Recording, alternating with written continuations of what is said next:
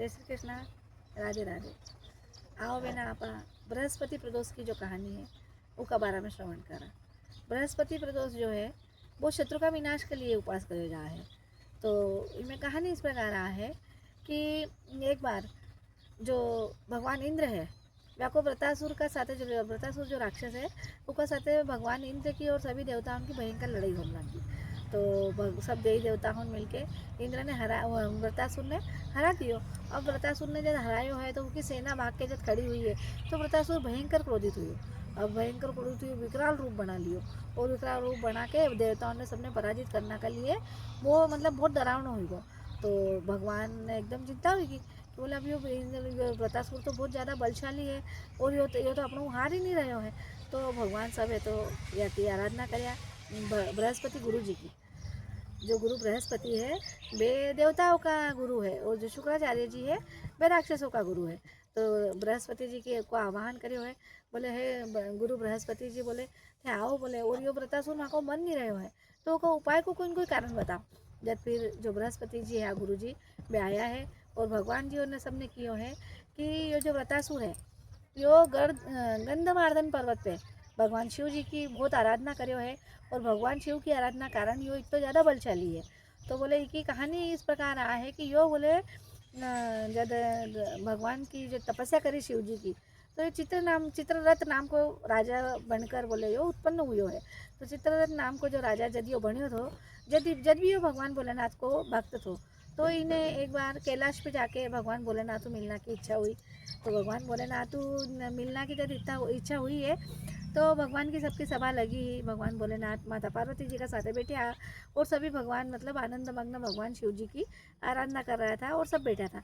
तो यो कई करो चित्ररथ नाम को जो राजो बने हो व्रतासुर तो वो जाके हंसी उड़ाने लागो कि बोले हे भगवान बोले था माता जी ने बोले था का बगल में बिठा के रखी है और बोले यही बोले स्त्री की माया का कारण बोले आप जो अपनी जो दिनचर्या है वो चलाना में बोले आप असहनीय हो जावा है। तो बोले यह बोले मोह माया बोले बहुत मतलब अच्छी नहीं है बोले स्त्री की माया। भगवान भोलेनाथ की हो कि बोले देखो बोले चित्र भगवान देखो भक्त हो भगवान को तो भगवान भक्त को एकदम अपमान नहीं करे हैं। तो बोले देखो चित्ररथ बोले मैं तो कालकूट विष जहर जो पे है बोले कालकूट नामक जो सांप हो वह को विष तक मैं पिए ले बोले। तो बोले मैंने तो बोले देखो सहायता की ज़रूरी है और माता गौरी का बोले गौरी का साथ का बिना तो मैं नहीं रहूँ बोले। तो गौरी मैया ने एकदम गुस्सा आई कि ये मतलब चित्ररथ राजा बोले कैसी बात कर रहा है भगवान भोलेनाथ का साथ अगर मैं बैठी है तो इन्हें तकलीफ नहीं होनी चाहिए।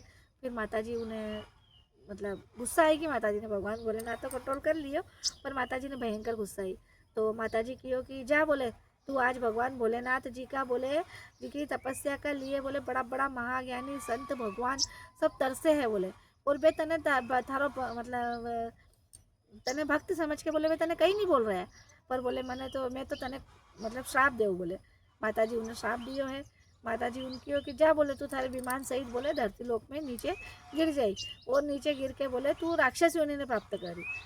वो तो माता जी जब उन्हें श्राप दियो है तो व्रतासुर नाम को वो राक्षस बने हुए और वो भगवान ने यानी कोई ने जीतन नहीं देते हो और बड़ी मुश्किल हो भगवान को जीतना की कोशिश भी कराया तो वो नहीं जीतन दिया भगवान ने।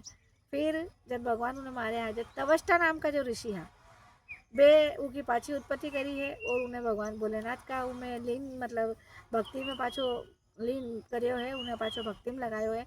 तो भगवान जो बृहस्पति जी था वे यही कियो बोले तवष्टा नाम का जो ऋषि ने पाछो उत्पन्न करियो है बोले तो थाने भी बोले भगवान जो भोलेनाथ को है वो बृहस्पति को जो प्रदोष को उपास आया है बृहस्पति प्रदोष को उपास कर जो भगवान भोलेनाथ की आराधना कर जो और भगवान ही वरदान मांगो यदि यो व्रतासुर मरे नहीं तो भगवान व्रतासुर सेज में मरना आड़ो नहीं है।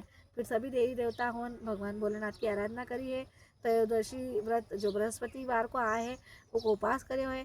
भगवान भोलेनाथ प्रसन्न हुआ सब देवी देवताओं ने आशीर्वाद दिया और भगवान भोलेनाथ की आशीर्वाद फिर व्रतासुर नाम को जो राक्षस हो वो भगवान का हाथ पराजित होके और मतलब मृत्यु ने प्राप्त करो है। तो भगवान भोलेनाथ की जो भक्ति है वह करेड़ी कभी व्यर्थ नहीं जाए। भगवान भोलेनाथ की भक्ति जो है स्वयं भगवान करे है तो आपा तो इंसान है।